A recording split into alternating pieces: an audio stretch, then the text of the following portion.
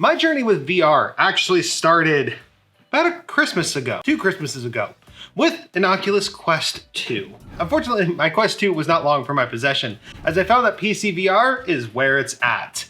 And so I bought a Rift S before it was promptly discontinued by Facebook. Yeah, unfortunately, I bought a dead platform on one of the last weeks that it was alive. But I got it at a good discount because of that. So since then, I have wanted to get the best PC VR experience, and it's just been out of reach. There's this wall that you hit when you buy into the Oculus ecosystem. The Quest 2 is cheap, but getting things like full body tracking or things like better controllers, inside out tracking versus outside in tracking, it just all sorts of weird things. And both the Oculus Quest 2 and the Rift S have very similar systems and locks in those systems. Because of that, unfortunately, when it comes to transferring fully to PC VR from these starter headsets, things are just difficult. But that brings us to today, where in front of me, I literally have one of the largest boxes I've ever had the pleasure of unboxing on this channel. And that is because this is a full starter kit for a Valve Index. Christmas came a little early. Spoiler alert, I'm actually filming this 3 days before Christmas. It's coming up like next year, but still, at the same time, this is one great Christmas present from Valve that I paid for. But still, it came even though I ordered it like 3 days ago. So let's get right into it. I'm so excited. We're getting right into our Valve Index.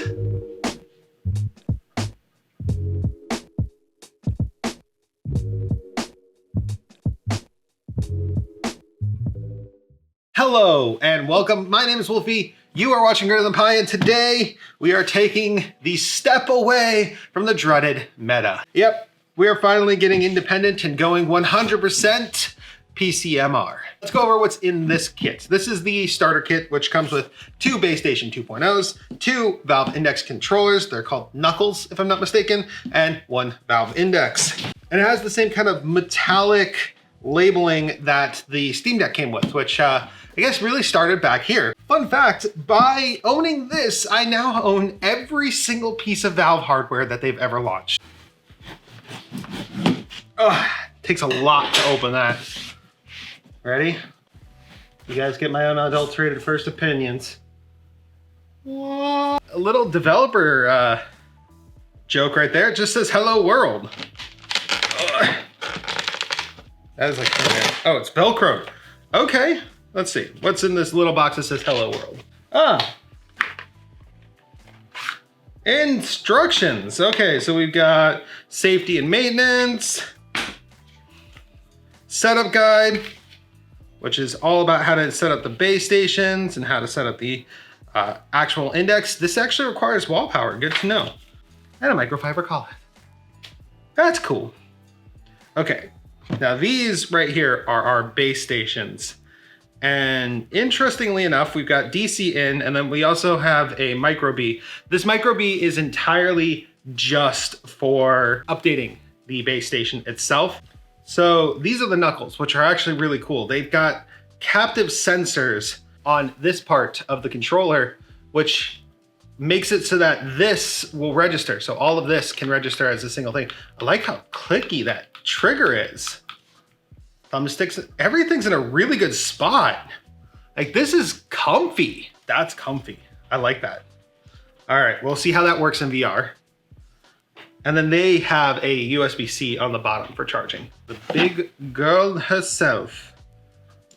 Now this is cool. There's actually a breakaway cable right here, which allows you to separate the headset from the breakout box, which is nice. And then the headset itself, that is really pretty. I like the feel of the material. Weight-wise, it's actually lighter than I thought it would be. I thought this would actually be heavier. So let's go ahead and, oh my, there's so much underneath here. Oh, let's do the peels last then. Oh, and this just snaps off with magnets? What? No. This thing's freaking awesome. And then underneath the box is more box. So what do we got in here? We've got comfort cushion, memory foam it feels like. Interesting. Don't know if I'm gonna need that. Wall adapters for our base stations. I'm gonna need these. Charging cables for our controllers. Very nice. And then also tethers for our controllers. In case we want to be safe and practice safe weeing. And then there was some mounting hardware, of course, for the base stations. And then what's this box? Wall adapters for base stations. Okay. Luckily, I already have a set of 1.0s already plugged into the walls and already run kind of where they need to be. So I'm not going to need these, but it is good to see that they come with them. Next box, we've got the power adapter for the index itself. Okay, good to have. So this is going to plug into some area close to the PC.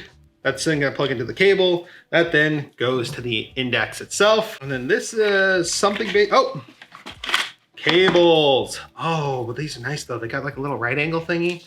That's pretty cool. So that's everything in the box. Man, that's a lot in the box. This might have been like one of the largest boxes I think I've had the pleasure of unboxing. So let's go ahead and throw everything in here. So we got power, USB, and of course, DisplayPort. And this is over a pretty nice long unified cable.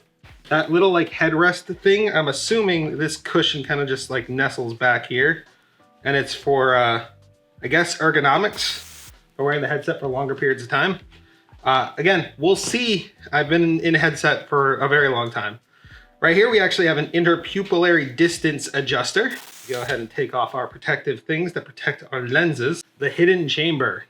So the valve index actually has this really cool thing to it, where there's this little visor chamber, and then a USB port right in here. Now, interestingly enough, I've seen that people often put a magic leap in there because it will fit. So that's kind of cool. I don't know what its intended use is, maybe for like a universal dongle. Some people put cooling fans in there. It's time to set it up.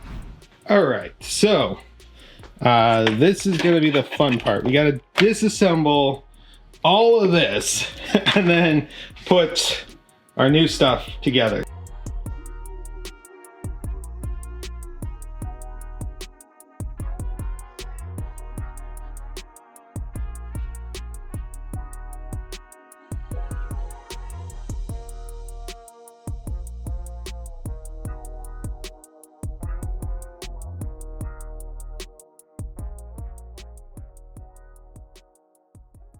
Setup is now complete. We've got one base station over there, one base station over here. It's a pretty wide area. Let's go into the headset. We got Steam VR running. Oh wow, that looks so good. Microphone also sounds really good.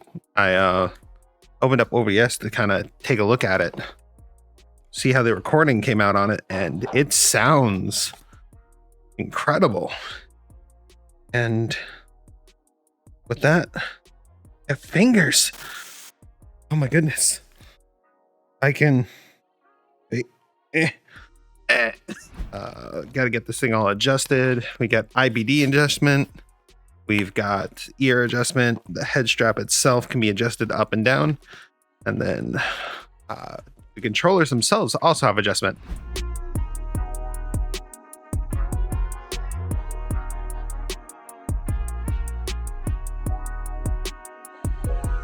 Wasn't my best performance there, but it felt like this one wasn't tracking that well. Now that might just be because there's literally a giant light right over there that would be preventing me from actually being able to track this properly. So overall, it looks really, really good. It's super, super responsive.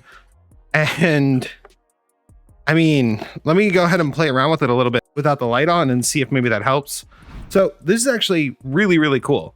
Colors on the headset are absolutely amazing. Additionally, the actual like audio reproduction, just mind-blowing. And it does work perfectly on my 6800 XT. Like I'm running into absolutely no issues and I'm just downright impressed. The finger tracking is really cool. Like sometimes it has issues with like the pinky and stuff, but like it works and it works well. It's actually really, really cool. I like it a lot. Tracking wise, it's better if I don't have this light that is right over here illuminating the rest of me. If I had all my lights on this, I highly doubt that this thing is going to work at all. But other than that, it's like really, really cool. And feature wise, it definitely is a better PC VR headset than, well, the Rift S was. I did do some research for this bay up here in the front here, and you could do a couple things. There's actually a face tracking module that you could actually install through here and like have it hang down, and it will do lip tracking as opposed to voice tracking, which is what it's using right now on this character. I'm also not in full body tracking right now, which is also really easy to set up, and I have the gear to do it. So overall, it's a major improvement, and I'm just blown away on how clear everything looks. It is a bit difficult to adjust the headset itself, but once you get it there and once you know how to get it there, it's great. Overall, I really, really like it. And I hope that you've enjoyed watching this video. If you enjoyed watching this video, consider giving it a like, maybe commenting and subscribing. I do content like this all the time. And if there's some VR product that you want me to take a look at next, leave it down in the comments because I've already effectively reached my dream VR product. So, I mean, the only things we could test now are like what? Haptic suits, more full body tracking devices, different headsets. Who knows? It's up to you guys from here. But that's where I'm going to end it. Thank you guys again. Wolfie out.